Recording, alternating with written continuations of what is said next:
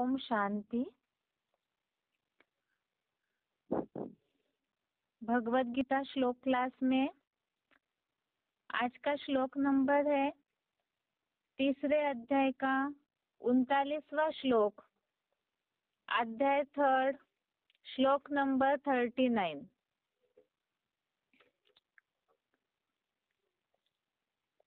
श्लोक है आवृतम ज्ञानमेतेन ज्ञानिनो नित्यवैरिणा कामरूपेण कौन्तेय दुष्पूरेणानलेन च। श्लोक दोबारा। आवृतम ज्ञानमेतेन ज्ञानिनो नित्यवैरिणा कामरूपेण कौन्तेय दुष्पूरेणानलेन च। संधि विच्छेद श्लोक का आवृतम ज्ञानम एतेन ज्ञानिनः नित्यवैरिणा कामरूपेण कौन्तेय दुष्पूरेण अनलेन च। संधि विच्छेद दोबारा। आवृतम ज्ञानम एतेन ज्ञानिनः नित्यवैरिणा कामरूपेण कौन्तेय दुष्पूरेण अनलेन च। शब्दों का अर्थ है कौन्तेय अर्थात हे कुंती के पुत्र, ज्ञानिनः अर्थात ज्ञानी का, नित्यवैरिणा अर्थात नित्य शत्रु जैसा, च अर्थात तथा, दुष्पूरेण अर्थात कठिनाई से पूर्ति वाली, एतेन अर्थात इस, काम रूपेण अर्थात काम विकार रूपी, अनलेन अर्थात आग से, ज्ञानमावृतम अर्थात ज्ञान ढका रहता है। शब्दों का अर्थ दोबारा।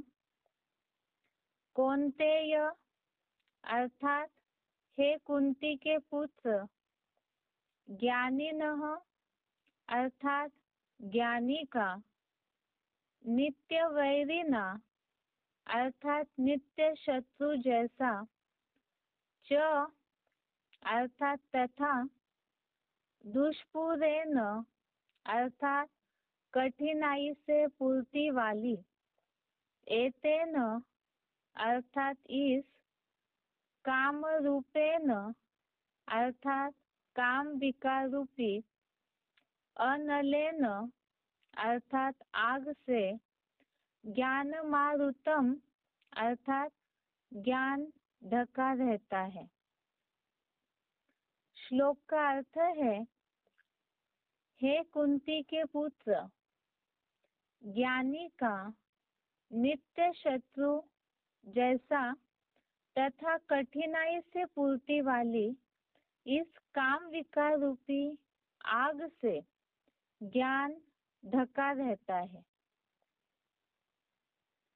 बात इस बार श्लोक के टॉपिक में सारी ही चल रही है काम और क्रोध के संबंध में। कल के श्लोक में भी जैसे बताया, ज्ञान जो है इन विकारी भावनाओं के कारण ढका हुआ रहता है। जैसे अग्नि काले धुएं से ढकी रहती है, शीशा मैल से ढका हुआ होता है। इसी तरह से आज के श्लोक में बात आई है कि ज्ञानी का नित्य शत्रु अर्थात नित्य अर्थात सदा काल का, हमेशा का ही ये शत्रु है। कैसा शत्रु है उसके बारे में बताया है कि कठिनाई से पूर्ति वाली, अर्थात ये शत्रु ऐसा है, ये कठिनाई से पूर्ति वाली काम विकार रूपी आग से ज्ञान ढका रहता है। अर्थात ये जो विकारी भावनाएं हैं, एक तो काम विकार रूपी आग, ये विकारों की भी आग है, अर्थात कामनाएं, इच्छाएं। दुनिया में ये बात को सभी मानते हैं, इच्छाएं ऐसी है जो कभी अच्छा बनने नहीं देती है, और इच्छाएं ये पूंछ ऐसी है वो बढ़ते ही रहती है।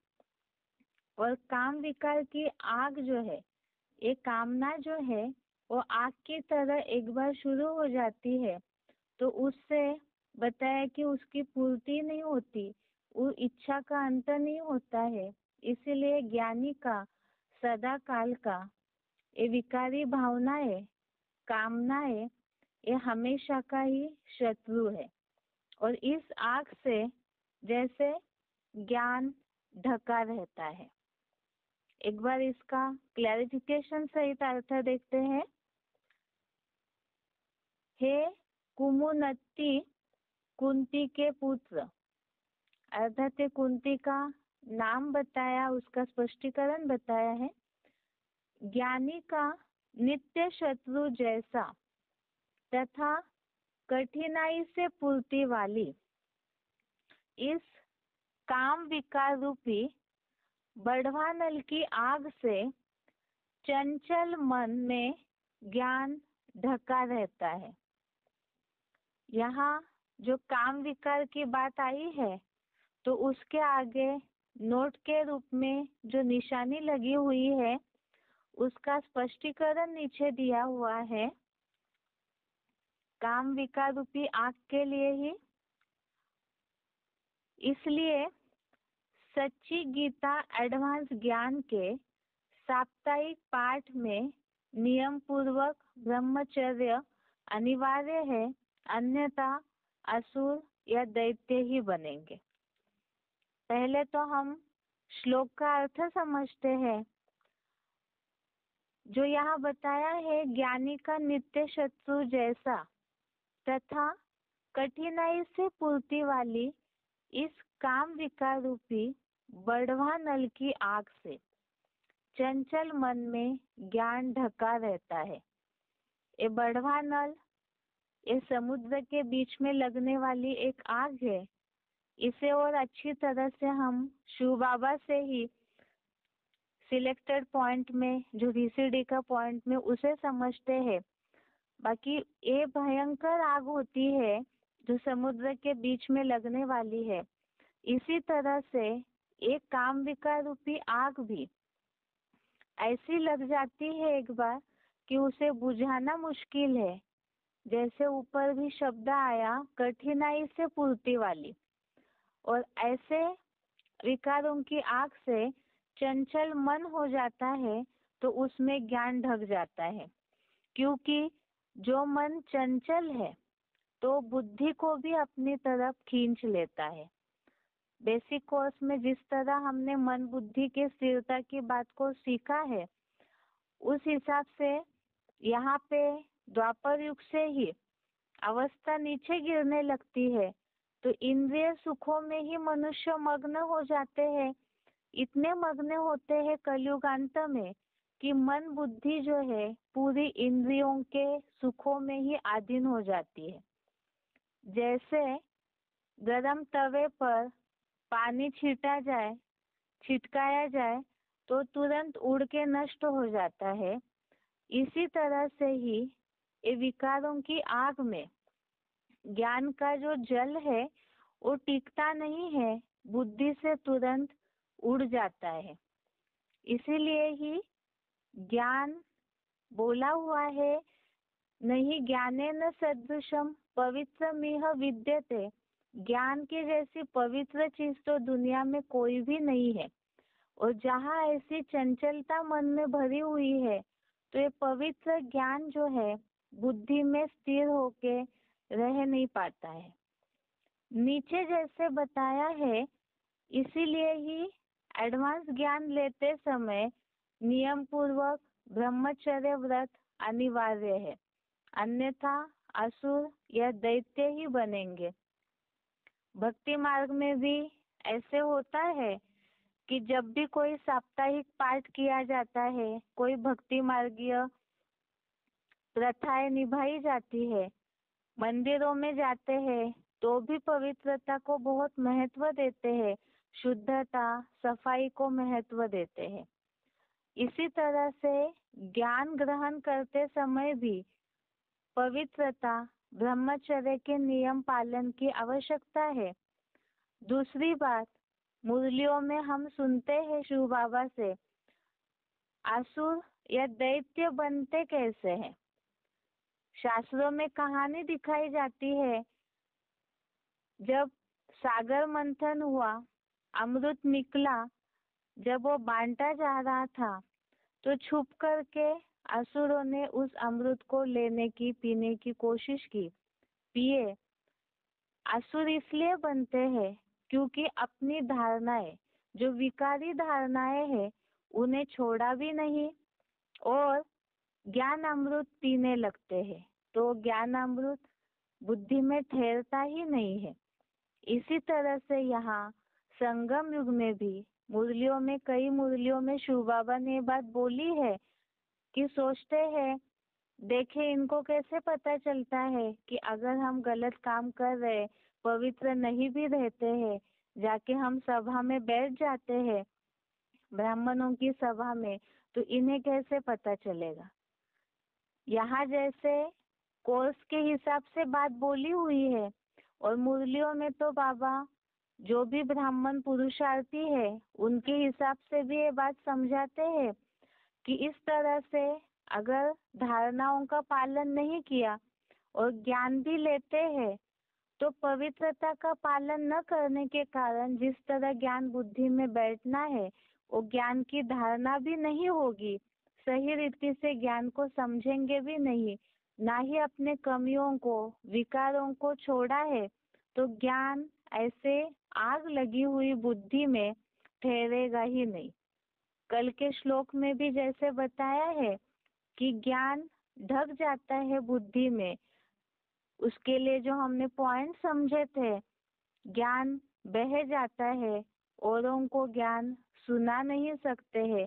इसी तरह से कई बार ऐसे होता है पुरुषार्थी जीवन में, मुरली तो सुनते हैं पूरे 1 घंटे की, लेकिन जिस तरह मुरली बुद्धि में रहनी चाहिए, पॉइंट बताने चाहिए, तो नहीं रह पाते हैं, क्योंकि पवित्रता की धारणा जितनी होगी तो उतनी एकाग्रता आएगी, जितनी एकाग्रता आएगी तो वो पात्र, पवित्र पात्र, सोने का पात्र जितना होता जाएगा बुद्धि रूपी बर्तन, तो उसमें भगवान का जो पवित्र ज्ञान है वो ठहरेगा।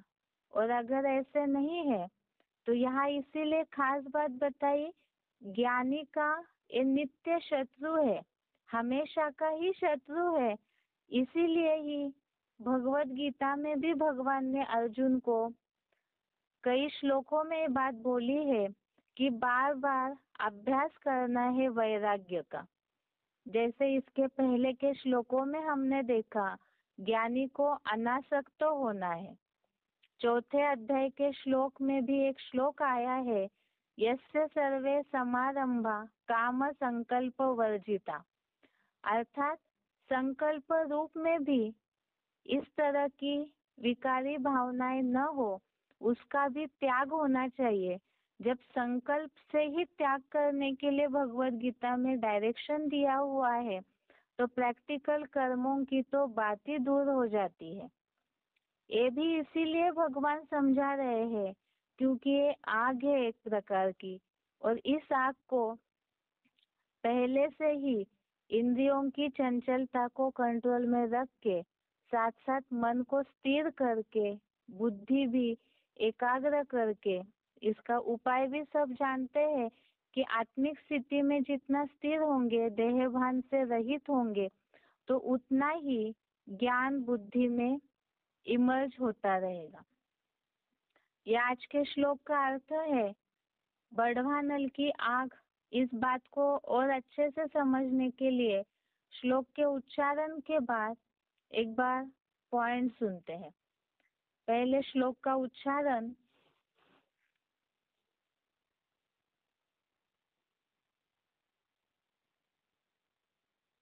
आवृतं ज्ञानमेतेन ज्ञानिनो नित्यवैरिणा कामरूपेण कौन्तेय दुष्पूरेणानलेन च। हे कुमुनत्ति कुंती पुत्र, ज्ञानी का नित्य शत्रु जैसा तथा कठिनाई से पूर्ति वाली इस काम विकार रूपी बरवानल की आग से चंचल मन में ज्ञान ढका रहता है। इसीलिए सच्ची गीता एडवांस ज्ञान के साप्ताहिक पाठ में नियम पूर्वक ब्रह्मचर्य अनिवार्य है, अन्यथा असुर अथवा दैत्य।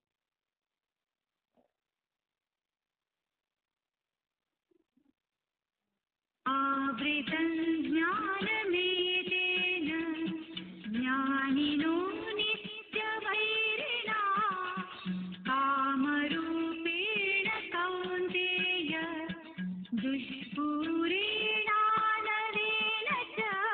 हे कुमुनत्ति कुंती पुत्र, ज्ञानी का नित्य शत्रु जैसा तथा कठिनाई से पूर्ति वाली इस काम विकार रूपी बरवानल की आग से चंचल मन में ज्ञान ढका रहता है।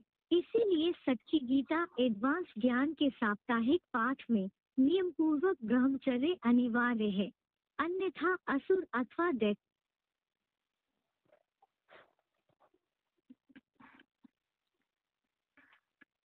इस श्लोक से रिलेटेड पहले पॉइंट है VCD नंबर 2261, VCD नंबर 2261।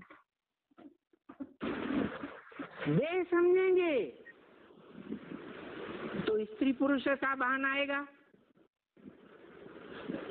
क्या अंतर होता है स्त्री पुरुष में, वो भी बहाना आएगा।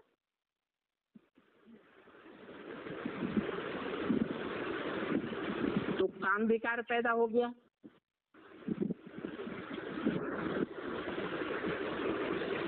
लेकिन ये काम विकार ऐसी लगातार बढ़ने वाली आग है जो बढ़ने के अलावा कभी समाप्त ही नहीं होती।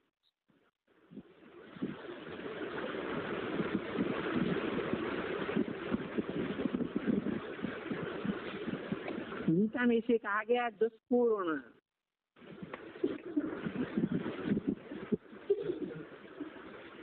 इसका पूरा होना असंभव, ऐसी आग है। तो जब मनुष्य की काम की आग पूरी नहीं होती है तो कामेशु क्रोधेशु होने लगते हैं।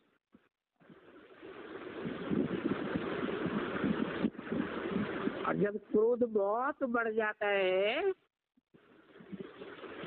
तो क्रोध में आकर मनुष्य मूर्ख जैसे काम करता है। देखा होगा कोई कोई क्रोधी ऐसे होते हैं, क्रोध में आकर अपने घर के बर्तन ही फोड़ने लगते हैं।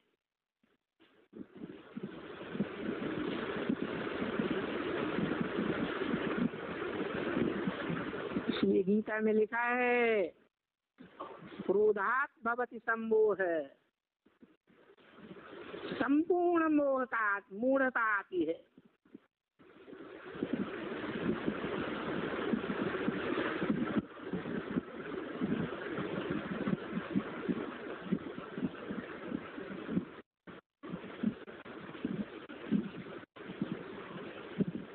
मतलब है कि पांचों प्रकार के विकार काम क्रोध लोभ मोह अहंकार कैसे पैदा होते हैं? देवान से पैदा होते हैं।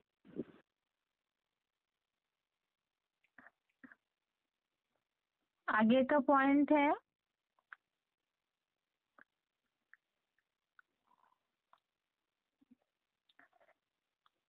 VCD number 2955, VCD number 2955, 24 minute के बाद।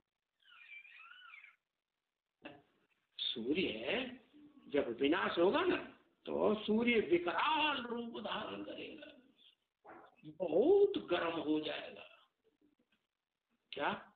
हाँ, तो बताया इतना गर्म हो जाएगा कि समंदर का पानी क्या करेगा? अरे हाँ, क्या करेगा? ऊपर उठेगा। ऊपर कैसे उठता है? पानी तो ऊपर से नीचे गिरता है। किसी ने सुना पानी ऊपर उठता है?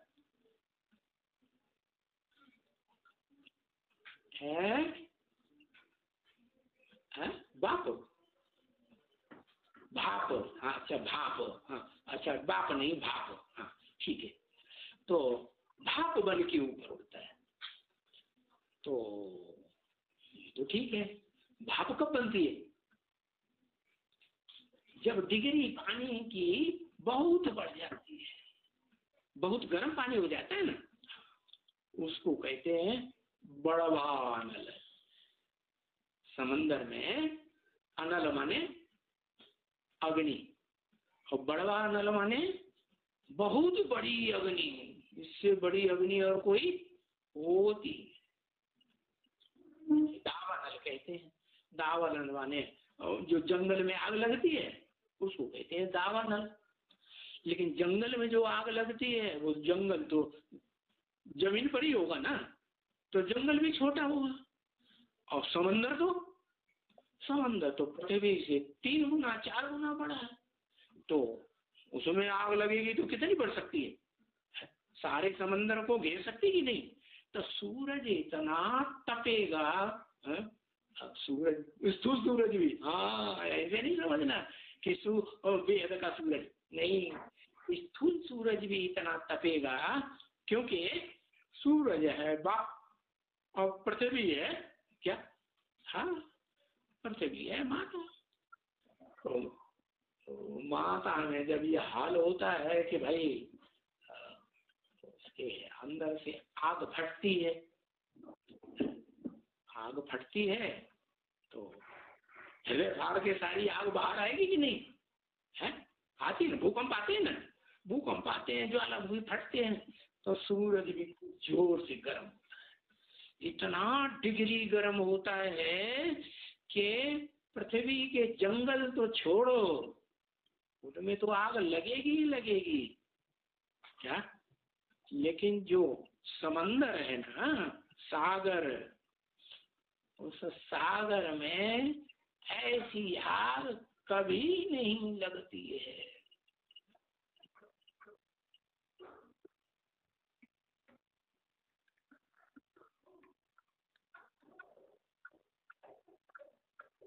अभी जैसे पॉइंट में हमने बड़वा नल की आग के बारे में समझा कि बड़वा नल की आग अर्थात समुद्र में लगने वाली आग वो बहुत ही ज्यादा भयंकर होती है। और यहाँ पे श्लोक में काम विकार रूपी आग बताया है, अर्थात ही जैसे शब्द आया कठिनाई से पूर्ति वाली। इसके पहले पॉइंट में भी शिव बाबा ने ये बात बताई कि कठिनाई से पूर्ति होने वाली है, अर्थात इच्छाएं कामनाएं कभी खत्म ही नहीं होती है, आग की तरह ही ये बढ़ते ही जाती है। जैसे मुरलियों में शिव बाबा काम चिता बोलते हैं, काम चिक्षा बोलते हैं, काम अग्नि बोला हुआ है, अर्थात विकारों की अग्नि जो है वो भड़कते ही रहती है और उसके कारण ज्ञान का जल जो है वो उड़ जाता है बुद्धि से। आगे पॉइंट देखते हैं और VCD number 2958, VCD number 2958, 53 minute.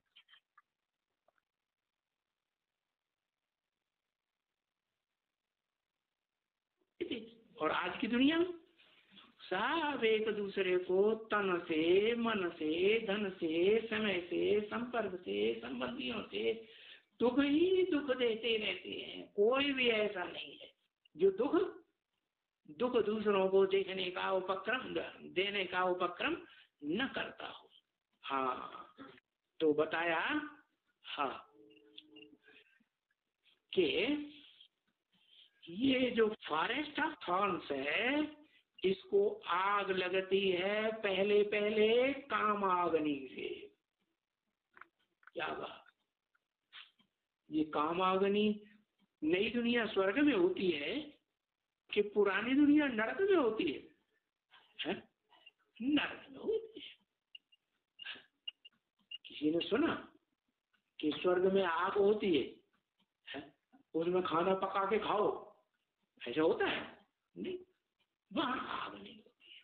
और यहाँ इस दुनिया में आग है। तो वो कौन सी आग है? ये काम विकार की आग जो है, हाँ, वो इस दुनिया में इतनी प्रज्वलित होती है, इतनी प्रज्वलित होती है। कौन प्रज्वलित करता है? कौन है कामाग्नि का देवता? हाँ? कोई है या नहीं है? क्या क्या कहते हैं भारत में उसे? है कामदेव। हाँ, ये जो कामदेव है ना, वो संसार में ऐसी आग फैलाता है कि सारी दुनिया के सारे ही मनुष्य मात्र और सारे ही जानवर, सारे ही कीड़े मकोड़े, प्राणी मात्र सब उस आग में है अच्छी तरह से झुलसते हैं, जलते हैं। तो ये तो हुई सूक्ष्म बात। फिर स्थूल में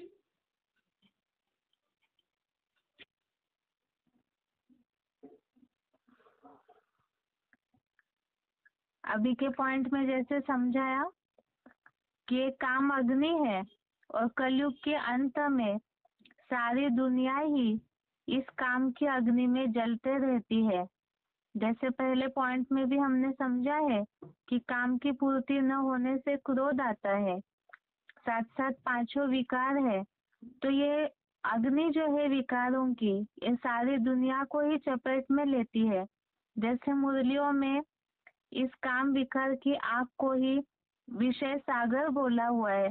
सारी दुनिया ही इस विषय सागर में, काम विकार के सागर में गोते खाते रहती है, अर्थात डूबते हैं। आगे का पॉइंट है VCD number 3039, VCD number 3039 6 minute के बाद से। अच्छा, तुम्हारे लिए अग्नि का अक्षर क्यों?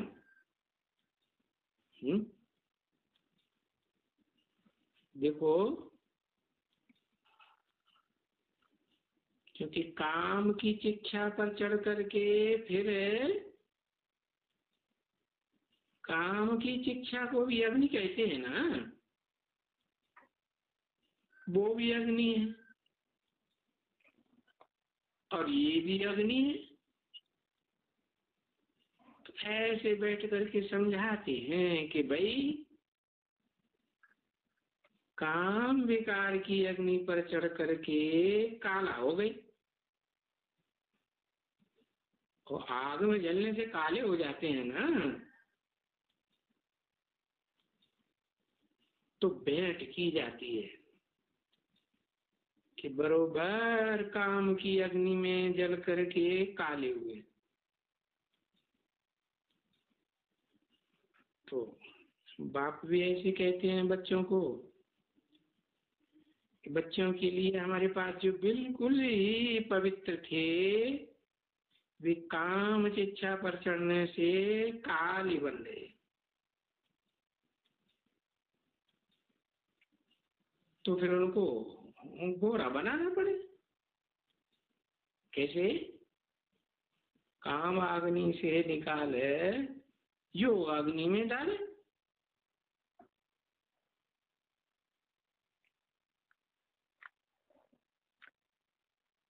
अभी जैसे पॉइंट में बताया कि काम अग्नि के कारण सब काले हुए हैं, अर्थात ही जैसे बोलते हैं मुरलियों में शिव बाबा ने बोला है काला मुंह हो जाता है, इसीलिए काम चिता से निकल करके ज्ञान चिता पर चढ़ जाएंगे, अर्थात ज्ञान योग की अग्नि में पूरा अपने आप को तपाएंगे तो गोरे हो जाते हैं। आगे है VCD number 2780, VCD number 2780 35 minute के बाद से।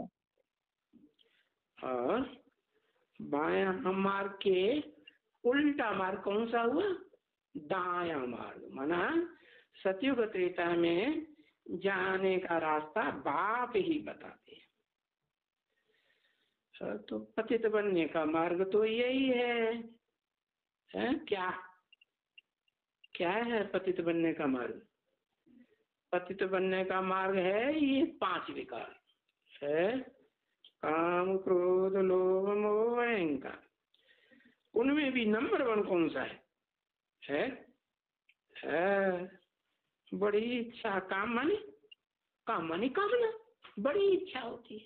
बात करें, साथ बैठे, साथ उठे, साथ में रहें, कपड़े लत्ते सब साथ में रखें, हाँ एक घर में रहें, तो कामना हुई कि नहीं? कामना हुई। जब वो सन्यासी कामना छोड़ते हैं तो घर बार छोड़ करके भाग जाते हैं, तो समझते हैं कि कामना हमारी खत्म हो गई। कामना खत्म हो गई? काम विकार खत्म हो गया? नहीं, खत्म थोड़ा ही हो गया। अरे मन से तो और ज्यादा याद करते, क्योंकि सब इंद्रियां तुमने रोक दी। कोई अंधा हो, लूला हो, लंगड़ा हो, है बहुत इंद्रियां बेकार हैं। कान सालिम है, तो कान की ज्यादा ताकत बढ़ेगी कि नहीं? हाँ बढ़ेगी। तो ऐसे ही है, ये नंबर 1 है काम विकार। इसके ऊपर सारी दुनिया के प्राणी अरे घूम रहे हैं। सारी दुनिया के प्राणी मात्र, चाहे देवताएं हों, चाहे ऋषि मुनि हों, चाहे मनुष्य हों, चाहे असुर हों, चाहे पशु पक्षी हों, कीड़े मकोड़े हों, कोई भी इंसेक्ट हों, लेकिन ये काय के आसपास घूमते? कौन से विकार के आसपास? इस दुनिया में। इस दुनिया में सब काम विकार के पीछे, क्योंकि ये काम ही ऐसी चीज है कि सतयुग में तो सात्विक स्टेज में होता है, इसलिए पता नहीं चलता है, क्योंकि सात्विक स्टेज में तो सुख ही मिलेगा। और जब ये काम रजो प्रधान स्टेज में आता है तो दुखदाई शुरुआत। इसके लिए काम कहा जाता है क्या? काम पर जीत पहनने से तुम क्या बन जाएंगे? जगत जीत बन जाएंगे। सतयुग में तो जगत नहीं होता, त्रेता में भी नहीं होता, द्वापर में होता है। सारा जगत कब कहें? सारा जगत तो कहेंगे कि जहाँ सब धर्म की आत्माएं इकट्ठी हो जाती हैं, तो उसको कहते हैं विश्व धर्मों का संगठन इकट्ठा हो गया। तो जगत जीत कब बनेंगे ऐसे? जब ये काम विकार के ऊपर जीत पहने और इसको जितना भोजन देते जाएंगे, इसको कामना की पूर्ति करने के लिए जितना भोजन देते जाएंगे उतना क्या होगा? ये बढ़ेगा घटेगा? हाँ बढ़ेगा। जैसे आग है ना, इसको काम आग नहीं कहते हैं ना। आग में जितना घी डालेंगे तो क्या होगा? आग और ज्यादा बढ़ेगी कि घटेगी? और बढ़ेगी।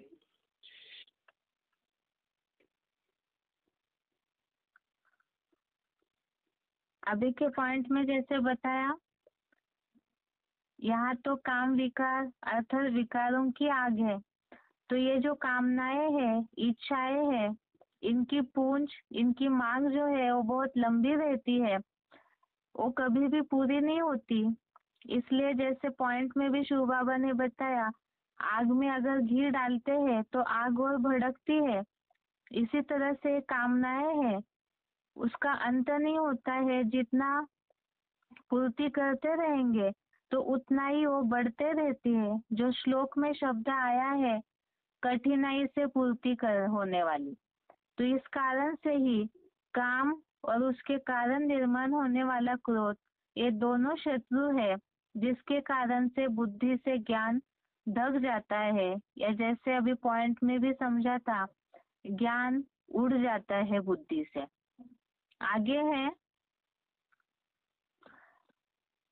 मुरली पॉइंट से, श्लोक से रिलेटेड। मुरली तारीख है 3 सितंबर 1988। मुरली डेट 3 सितंबर 1988। यह पढ़ाई ब्रह्मचर्य की धारणा से ही पढ़ाई होगी। अगर ब्रह्मचर्य को तोड़ा तो धारणा नहीं हो सकेगी। दूसरे को कह नहीं सकेंगे, काम महाशत्रु है। बुद्धि का ताला बंद हो जाता है, मंजिल है। पॉइंट दोबारा, मुरली तारीख है 3 सितंबर 1988। यह पढ़ाई ब्रह्मचर्य की धारणा से ही पढ़ाई होगी। अगर ब्रह्मचर्य तोड़ा तो धारणा नहीं हो सकेगी। दूसरे को कह नहीं सकेंगे, काम महाशत्रु है। बुद्धि का ताला ही बंद हो जाता है, मंजिल है। जैसे श्लोक के नीचे नोट लिखा हुआ है कि साप्ताहिक पाठ्यक्रम का कोर्स करते समय, एडवांस कोर्स का 7 दिन का कोर्स करते समय ब्रह्मचर्य अनिवार्य है, क्योंकि ये भी ज्ञान योग की पढ़ाई है। इसमें अगर ब्रह्मचर्य की धारणा तोड़ते हैं तो बुद्धि का ताला बंद हो जाता है, अर्थात जो मंजिल तक पहुंचना चाहिए वैसे नहीं पहुंचेंगे, क्योंकि ज्ञान बुद्धि में नहीं ठहरता है। आगे है मुरली तारीख 28 सितंबर 1977। मुरली डेट 28 सितंबर 1977।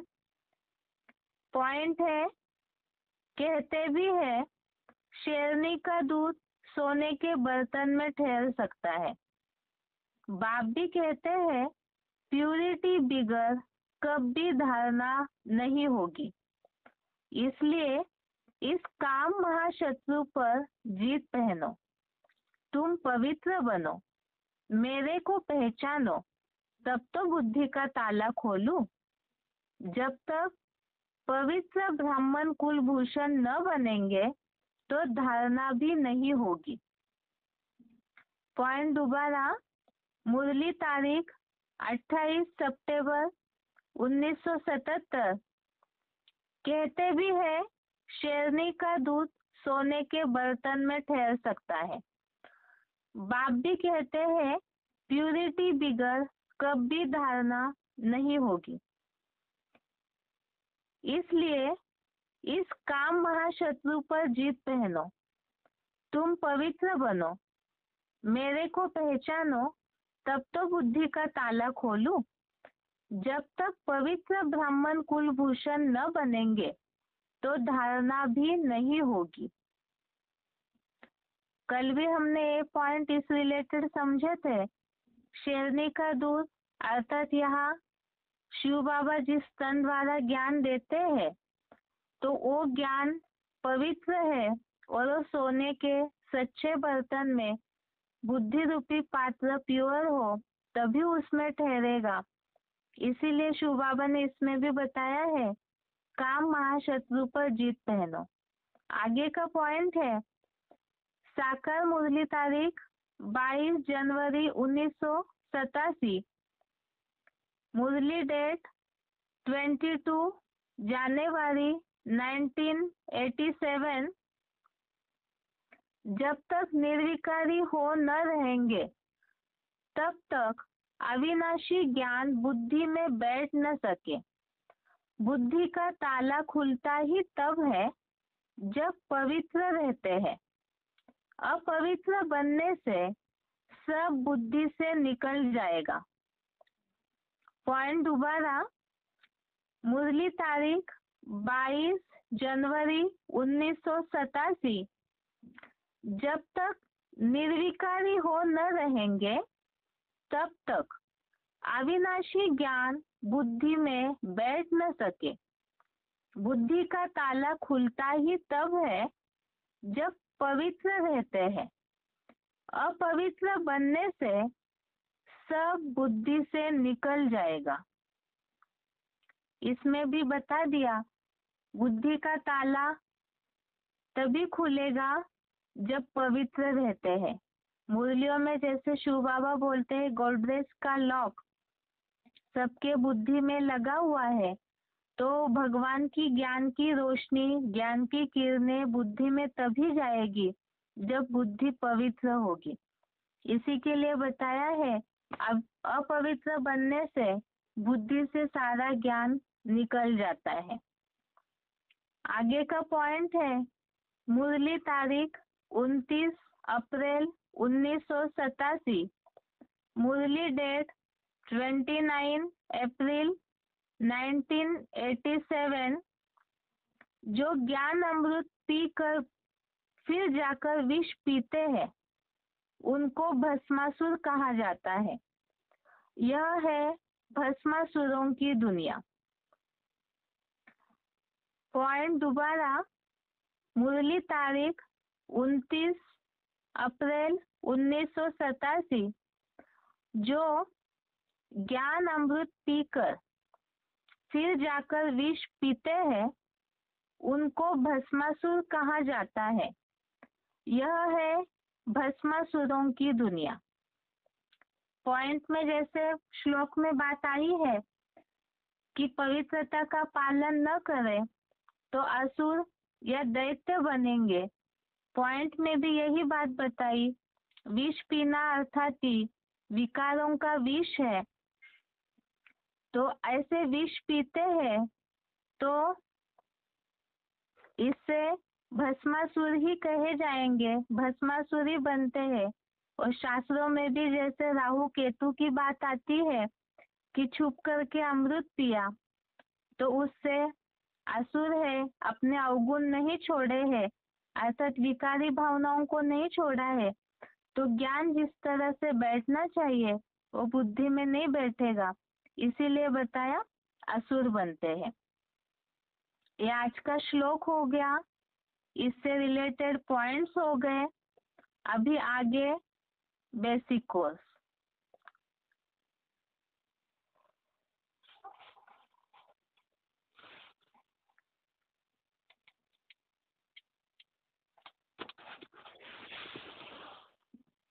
बेसिक कोर्स में कल हमने समझा है सतयुग त्रेतायुग का वर्णन। भगवान आकर के सृष्टि चक्र की, वर्ल्ड की हिस्ट्री, ज्योग्राफी सुनाते हैं। तो हिस्ट्री अर्थात ही एक कहानी है, किस तरह से पहले सृष्टि की शुरुआत में देवताओं का समय था, वो कैसे रहते थे, उनकी जीवन शैली कैसी थी। और साथ में ही यही भारत खंड है जो पवित्र है, जिसमें ही पहले इस अखंड भारत में ही देवताओं का समय था, देवताएं वहां कैसे निवास करते थे। अब जिज्ञासुओं को हो सकता है ये लगे ये किसी और की कहानी है, लेकिन मनुष्य ही अपने गुणों से ऊपर उठ के देवता बनते हैं। अर्थात ही भगवान आकर के मनुष्य आत्माओं की ही कहानी बताते हैं। अर्थात यही मनुष्य जन्म जन्मांतर का चक्र से गुजरते गुजरते तमो प्रधान बन गए हैं। तो ये वास्तव में हमारी ही कहानी थी। जिन देवताओं को यहाँ पूजा जाता है, माना जाता है, तो वो देवताएं स्वर्ग के वासी, अर्थात ये सारी हमारा ही पूर्व का इतिहास है। अभी तक हमने स्वर्ग के बारे में जैसे समझा था कि आत्मिक स्थिति में जो रहते हैं वही स्वर्ग में है, और ऐसे जो स्वर्ग के निवासी है, स्व अर्थात स्वस्थिति, ग अर्थात गया, जो स्वस्थिति में गए सो स्वर्ग में गए। और ऐसे आत्मिक स्थिति वालों के लिए और कोई भी कार्य, कोई भी कर्म नहीं होता है, कर्म बंधन नहीं होता है। आत्मिक स्थिति के कारण देवताओं के कर्म अकर्म होते हैं, और प्रकृति भी आत्मिक स्थिति के कारण देह भानी नहीं, तो करप्शन नहीं, कोई विकार नहीं। इसीलिए ही ऐसे सात्विक समय में प्रकृति हर चीज मुहैया कराती है, जिसके लिए हमने तीसरे अध्याय का 17वां श्लोक देखा था, जिसमें ये बात का उल्लेख आया हुआ है। आत्मिक स्थिति में रहने वालों के लिए कोई कार्य नहीं होता है, कोई कर्म नहीं होता है, और कर्म नहीं तो कर्म का बंधन भी नहीं, दैहिक आसक्ति नहीं, तो उसके कारण आसक्ति अर्थात ही बंधन है, तो देवताओं के लिए कोई बंधन ही नहीं होता है। ऐसे जो स्वस्थिति में रहने वाले देवात्माएं हैं, आत्मा अभिमानी होने के कारण ही, आत्मा अभिमान अर्थात ही आत्मिक स्थिति 16 कला संपूर्ण अर्थात ही सदा ज्ञान का सार में, ज्ञान के प्रकाश में रहने वाले, ऐसे जो आत्मिक स्थिति के सार में, ज्ञान के सार में रहने वाले देवात्माएं हैं, वो पवित्र है, संपूर्ण सुखी जीवन था उनका, और निरोगी कंचन काया थी। इस कारण ही वो संपूर्ण निरोगी थे। जैसे हम चित्रों में भी देखते हैं, जिज्ञासु तो आजकल तो बहुत सारे ऐसे फोटोज देवी देवताओं के निकलते हैं अलग अलग वैरायटी रूप से। तो देवताओं के सारे चित्रों में ही उनका शरीर, देवताएं भी तो दिखने में मनुष्य तरह ही होते हैं, लेकिन उनको देखने मात्र से ही जिस तरह से एक अंदर से ही शांति या एक अलग वाइब्रेशन महसूस होते हैं, अर्थात ही देवताओं की वो आत्मिक स्थिति की शक्ति की पावर जो है वो उनके चित्रों में भी झलकती है।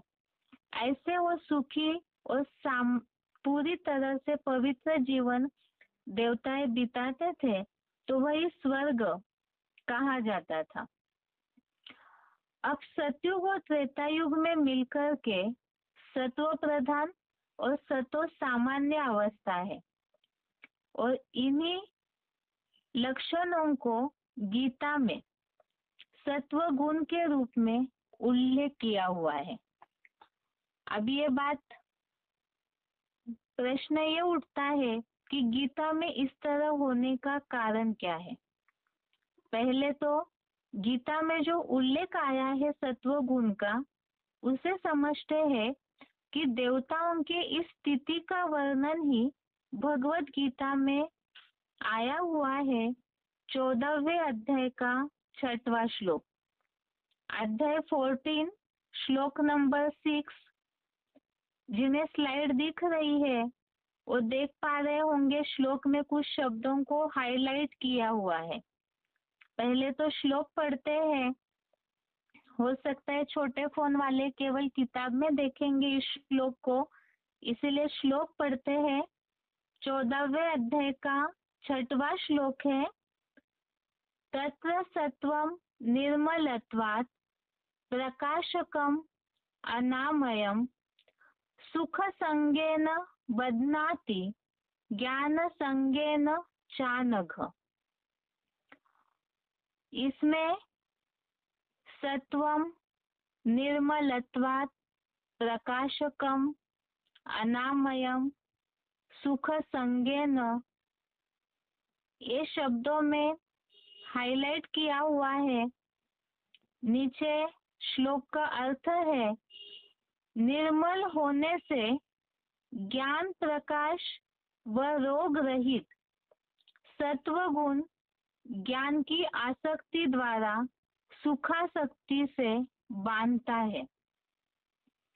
भगवत गीता में सत्व गुण का जो उल्लेख आया हुआ है, अर्थात गीता इस बात को जानती है, गीता को लिखने वाले जब लिखे हैं तो उन्होंने सत्व गुण का इस तरह उल्लेख किया है कि ये सत्व गुण जो है वो ज्ञान की आसक्ति के द्वारा सुखासक्ति में बांधता है, और इसका परिणाम ही ये सत्व गुण की निशानी, इसका फल स्वरूप है।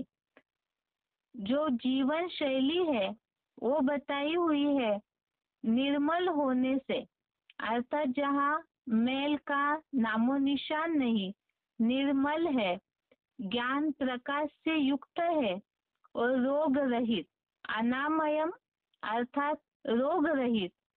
जैसे अभी भी वर्णन हमने देखा, पवित्रता के कारण संपूर्ण सुखी कंचन काया वाले संपूर्ण निरोगी होते हैं देवताएं, और इसी का उल्लेख ही भगवत गीता में भी इस तरह से आया हुआ है। अब प्रश्न ये उठता है कि गीता में सत्व गुण का उल्लेख तो आया हुआ है, जैसे अभी बहुत बार गीता के जो श्लोक है उसमें प्रकृति के गुणों का वर्णन, अर्थात सत्व रज तम, इस प्रकार से 3 गुणों का उल्लेख भगवत गीता में आया हुआ है।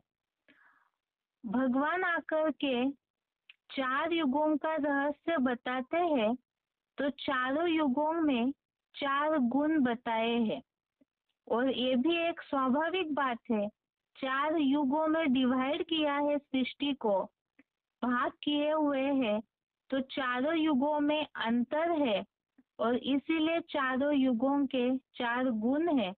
जैसे सतयुग और त्रेता युग में, सतयुग में सत्व प्रधान गुण, सत्व गुण प्रधान होता है, और त्रेता युग में 2 कलाएं कम होने के कारण सत्व सामान्य अवस्था, अर्थात यही सत्व गुण सामान्य हो जाता है। तो 2 कलाएं कम हुई तो कुछ न कुछ आत्मा की रोशनी, आत्मा की पावर परसेंटेजली कम हो जाती है।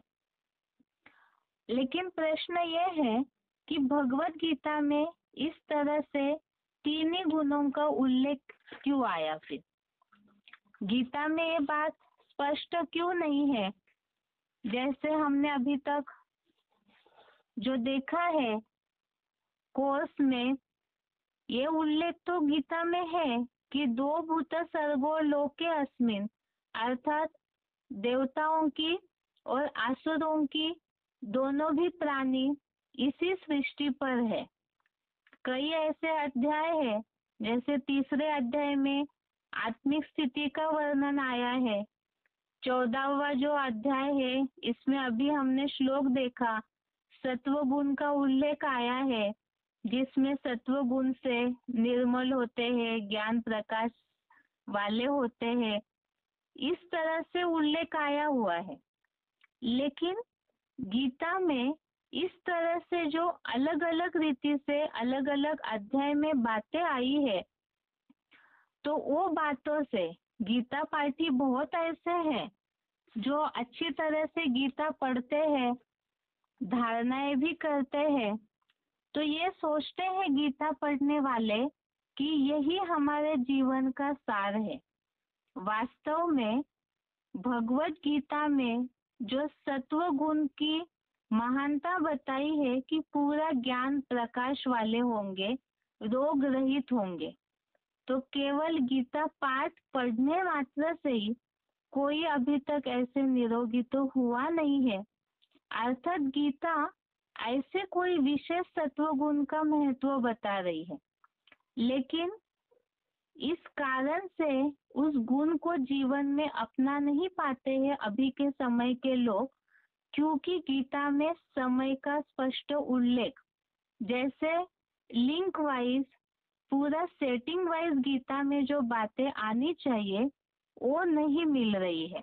बिखरी हुई बातें हैं, अधूरी कही कही बातें हैं। इसका कारण हमने पहले भी समझा। गीता पूरी झूठी है ऐसे नहीं कहा जा रहा है, लेकिन पहले भी हमने समझा है द्वापर युग आते आते जैसे ही उतरती कला होना शुरू हुआ तो मिक्सचरिटी हुई, गीता की टीकाएं निकली, तो उसके कारण ही गीता की जो वास्तविकता है उसमें बिखराव आ गया। और इन्हीं सारी बातों को ही भगवान आकर के अभी स्पष्ट कर रहे हैं कि वास्तव में सत्व गुण, गीता में केवल सत्व गुण का उल्लेख आया हुआ है और भगवान उवाच है। तो गीता जो भगवान ने बताई थी उसे ही अभी स्पष्ट रूप से भगवत गीता के इन सारे उल्लेखों का जो बोला है, ये सारा सूत वास्तव में मूंझा हुआ है। ज्ञान की जो बातें हैं वो बहुत उलझी हुई है। कोई भी जन्म मरण के चक्र में आने वाले मनुष्य इसे सुलझा नहीं सकते हैं, जिन बातों का संपूर्ण ज्ञान ही भगवान आकर के देते हैं।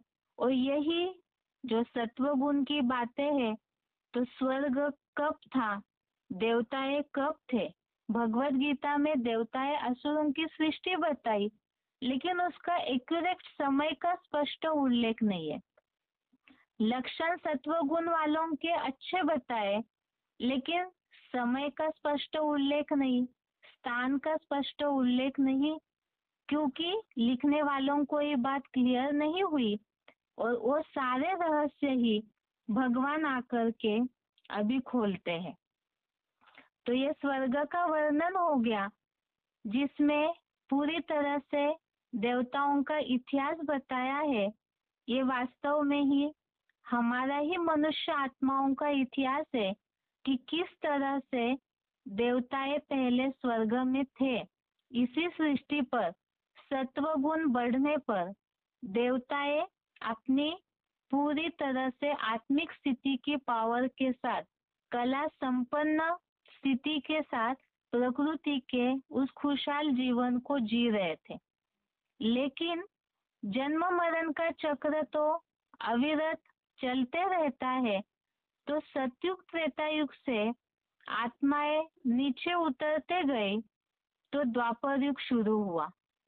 और द्वापर युग जैसे शुरू हुआ, जैसे त्रेता में 12 जन्म हुए हैं, सतयुग में 8 जन्म हुए हैं, तो इतने जन्म बीतते बीतते, जैसे सतयुग के शुरुआत में 16 कलाएं थी, तो इतने सतयुग त्रेता युग के जन्मों से गुजरते गुजरते कलाएं और कम हो गई।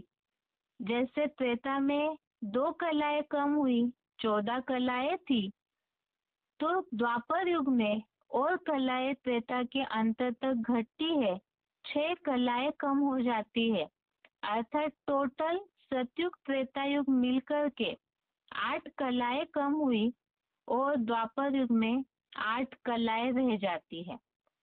जैसे ही द्वापर युग की रजोप्रधान अवस्था प्रारंभ हुई, देवता धर्म से उतर गए। सतयुग त्रेता युग का देवता धर्म से नीचे उतर गई मनुष्य आत्माएं, और यही फिर देह अभिमान में आ जाते हैं। सतयुग त्रेता युग में आत्मिक स्थिति की पराकाष्ठा थी। पूरी तरह आत्मिक स्थिति में जो देवताएं स्थित थे, द्वापर आते ही, द्वापर अर्थात ही भाग होना शुरू हुआ, तो आत्मा नीचे उतरती है, देह के अभिमान में आ जाते हैं, अर्थात ही साधारण मनुष्य बन गए। देहभान आया तो रजोगुण आया, रजोगुण आना, देहभान आना, इसके कारण यही मनुष्य विकारों के वशीभूत हो जाते हैं। और जब विकारों के वशीभूत हो गए तो इससे ही शत्रुता बढ़ गई, अर्थात ही यही अपने आप ही ऐसे शत्रु बन जाते हैं विकारों के कारण, जो दुखी अशांत होने लगते हैं। भगवत गीता में जो विकारों के कारण, विकार ही मनुष्य के शत्रु है, इस बात का उल्लेख भी भगवत गीता में ही आया हुआ है। 3 अध्याय का 37वां श्लोक, अध्याय 3 श्लोक नंबर 37 में भगवान उवाच, भगवान ने ये बात बताई है अर्जुन को, काम एष क्रोध एष रजोगुण समुद्भवः महाशनो महापापमा विद्धेन मीह वैरिणम्। इसमें ये बात बताई है कि यही विकार जो है वो शत्रु हो जाते हैं। आज के लिए भगवत गीता श्लोक क्लास यहाँ तक ही। आज हमने स्वर्ग का वर्णन समझा, गीता के बारे में समझा कि गीता में किस कारण स्पष्ट उल्लेख नहीं है, और द्वापर युग के मनुष्यों की स्थिति को समझा है। आगे कल के क्लास में किस तरह से हिंदू धर्म स्थापन हुआ, किस तरह से आसक्ति बढ़ी, द्वापर युगी वंश वाले क्या कहलाते थे, धर्मों की स्थापना कब कैसे समय हुई, उसे समझते हैं। आज के लिए श्लोक क्लास, गीता क्लास यहाँ तक ही। ओम शांति।